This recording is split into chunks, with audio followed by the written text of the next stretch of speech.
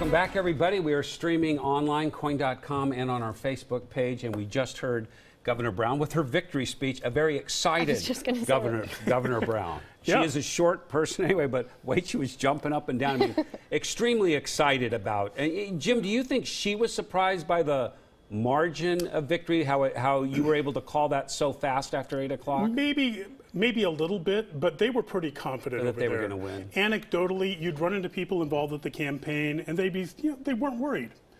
And remember, both campaigns, and remember a couple of weeks ago we were saying they might hit 35 million. They were 35 million as of this morning. Wow. So this race might go up to $40 million, by far the most expensive race like that in Oregon history. But you pay for a lot of polling when you get that. She has a lot of reasons to be excited, but let's be clear, she has a lot of work ahead of her. She has a lot of homelessness, PERS, education. I mean, some big issues facing Oregon. Some big issues, but here's a truism that happens. What you run on often is not what you get to govern on, because things happen. So we think PERS and healthcare, because there's a structural deficit in the Oregon budget, we think that's going to be the focus. And if it were me, I would certainly make it the focus. It's also what a lot of voters say was their top concern. Exactly. But she now has power that's come to her. It looks like she has gained seats in both the Senate, 1 seat, and in the House, up to 4 seats. And so if that's the case, then she all of a sudden has a stronger majority. They can say, okay, what is our solution to PERS? What's the Democratic solution? Also, she's been around for a long time, so she knows many of the solutions that were proposed, for instance, by Newt Buehler. Oregon Supreme Court has always said, you can't do that. Yeah. So she's well poised. We didn't hear those tonight. You never do in a victory speech. But that's where things need to go pretty quickly. Let's switch to, is it Lisa Balick, who's live with the Brown campaign? Let's switch to Lisa right now. Hope you can hear me, Lisa. Yeah, we also have a crew over. Governor Brown is speaking into the media here right now, asking her some specific questions about what she had to say. But as you can tell from here, I hope you can hear me, it's still pretty loud here. A very fired up crowd listening to the governor. Again, she is speaking to her supporters. She is very happy about what happened. She knew it was not a guarantee that she was going to get the support of the people. Keep in mind, and we've been going back to this all night long, that there are 750,000 voters in Oregon who are unaffiliated, meaning they're not Democrats, they're not Republicans.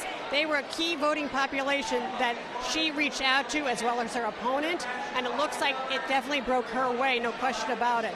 She now will have a lot of work ahead to her. In fact, I asked her earlier today what's the first thing she'll do if reelected. She said the first thing she's going to do either way is to work on the state budget. That has to be in actually later this week, she said. So that's the first thing that she will get to. As far as the laundry list of things that she will put in that budget, we'll have to see where she will allocate those dollars. Will they be towards affordable housing, more money for health care? A lot of things demanding the money, and so that'll be up to her to make a plan. Then up to the lawmakers, obviously, to decide if they're going to go with that, what changes they'll make. But she, again, tonight did not think this was definitely a win no matter what. She was concerned. She was watching. Again, keep in mind, she didn't come out here just after 8 o'clock. She waited till almost the hour was up to make that decision that, yes, this definitely was her victory. Back to you. Okay, Lisa Balick with the Brown campaign. Very happy folks down there. Yeah, we are waiting for Gabrielle Carroll, who is with the Newt Buehler campaign. If we get her, we can go to her. But I want to talk about Julie Parrish. Yes. Those are some of the newest numbers that we have coming in. Yeah, exactly. So Julie Parrish, Republican, but she doesn't caucus with the Republican Party. But she's been very public. She's been behind many of the ballot measures that have come up, especially dealing with taxes. Very active, defeated tonight. So that's a big change, a voice for that type of Republican that says, really, taxes are the big thing, is no longer going to have the place to talk in the House of Representatives. Yeah, and she's a very big media voice. I mean, you heard her all the time. Yeah, she was out front on a lot of issues. Yeah, exactly. Just as something that people may not know about her, also from a Middle Eastern family. So we're kind of losing that connection to really, really good hummus. But can we talk women for a minute? I mean, Governor Brown is one of 6 governors, I think, throughout the entire country. And I think that was a storyline that we were going to see tonight on how women were going to carry different races throughout the country. Right, and so for the governor's race, we're not seeing that big a difference. We haven't been able to go in and analyze the House races. That's where the big difference was. Record number of women who were running for those races. How did they do? A lot of them we didn't think they would have a chance because they were running in strong Republican districts. And that's clearly response to Donald Trump.